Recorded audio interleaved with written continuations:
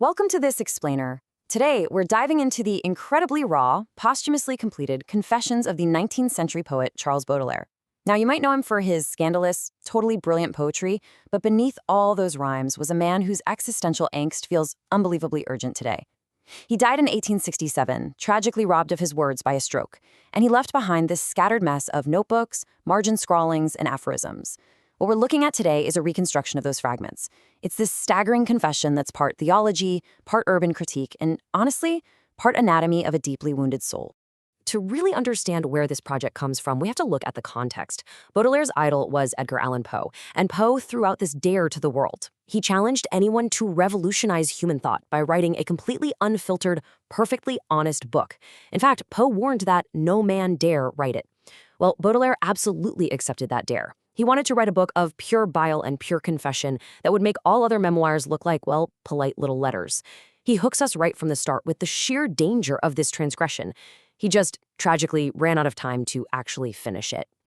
So, let's lay this heart bare together, shall we? We're going to map out the psychological chambers of this ruined, rebellious soul by hitting 6 key areas: the unfinished confession, his war on the bourgeoisie, the dandy and the mask, the anatomy of desire, the death of old Paris, and finally, the religion of beauty. All right, jumping right into section 1, the unfinished confession and the scattered fragments of a damned soul. He kicks things off by literally declaring the public as his enemy. He breaks the fourth wall, points right at us, and writes, "Hypocrite lector, mon semblable, mon frère," which translates to, "Hypocrite reader, my likeness, my brother."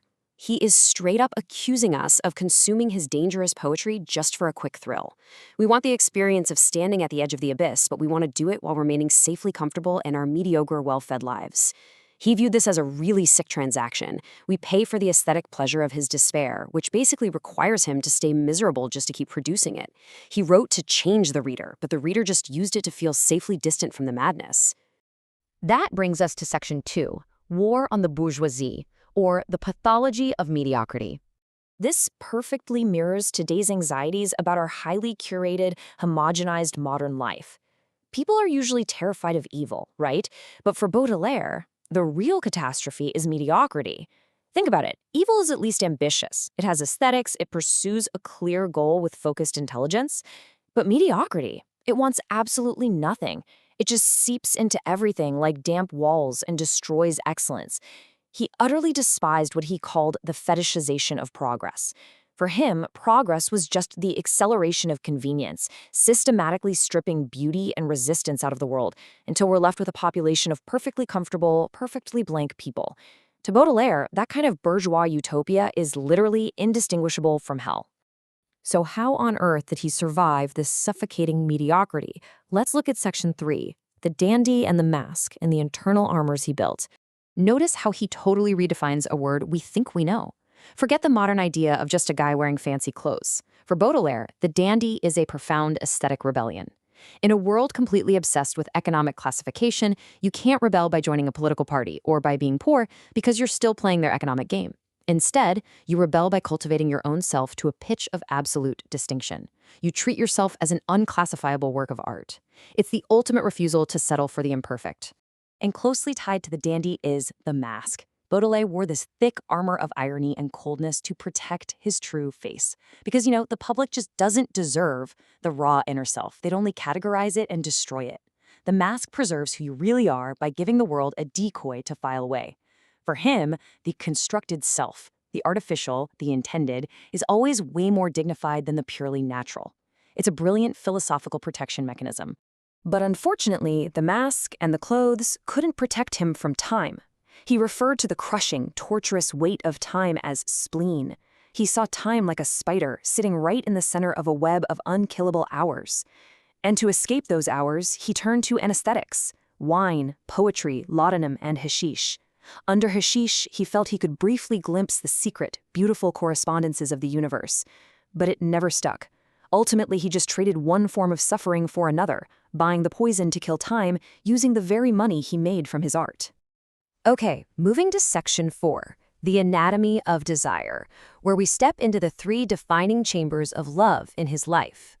His entire emotional landscape is mapped across 3 major romances: First up was Jeanne Duval. She represented the physical body. Their relationship was a violent, passionate grounding in the sensory world. Then there was Apollonie Sabatier. For 6 whole years, she was his ideal, worshipped strictly from afar. But the moment she actually became available to him, the reality completely ruined the ideal. He just couldn't love the actual woman the way he loved his imagination of her. Finally, Marie Dobrin. She represented possibility and escape, an ordinary love that was ultimately just destroyed by his own dark moods. The massive takeaway here is his tragic inability to sustain a real relationship without transforming the woman into a poem. He always preferred the made thing over the messy reality. Next up is Section 5, the death of Old Paris and the absolute erasure of memory. This is arguably the very first real critique of urban gentrification. Baudelaire watched, totally horrified, as a man named Haussmann ruthlessly modernized Paris. Old Paris was crooked and organic. It had intimate spaces filled with centuries of memory baked right into the stones. Haussmann's new Paris replaced all that with wide, geometric, efficient boulevards. Sure, these straight lines were hygienic, but they were completely sterile. They were literally vectors designed for fast movement and commerce, and purposely built wide enough so that revolutionary barricades couldn't be erected. Haussmann systematically erased the memory-filled alleys, and Baudelaire mourned it like he'd lost a beloved friend. In the middle of this vanishing city, Baudelaire championed a figure he called the flaneur. Now, a flaneur isn't just someone out for a casual walk. It is a purposeful purposelessness. It's someone rebelling against those sterile, straight lines of progress by walking without any destination, just absorbing the hidden life of the city. The flaneur reads the streets the way a scholar reads a text, hunting for eternal beauty tucked inside fleeting, everyday moments before they disappear for good. Finally, we arrive at the absolute core of his existence in Section 6, the religion of beauty, and feeling like an exile in the modern world. For Baudelaire, chasing absolute beauty was basically a sacred calling. But his version of beauty wasn't just pretty or comfortable. No, it included the terrible and the fleeting. He wrote this incredible line, "Every kiss contains the ghost of the next, and every embrace is a rehearsal for the grave." Think about that. Love and beauty are completely inseparable from loss. For him, the truest beauty is found precisely because it's doomed, because it's fleeting, and because of that painful gap between what we reach for and what we can actually hold on to. To capture this profound feeling of displacement, he gives us this truly haunting metaphor. A swan that has escaped its cage, absurdly dragging its white feathers on the dry pavement of a demolished Paris street, looking up at the sky and begging for water that just isn't there anymore. That swan on dry pavement represents the old city dying inside the new one. He's comparing himself, and honestly, all of us who feel alienated by modern progress, to that displaced creature, robbed of our natural element, but painfully retaining the memory of it. Which brings us to our final thought for this explainer. Baudelaire's confession reaches right across the centuries with a question that feels like it was perfectly designed for us today.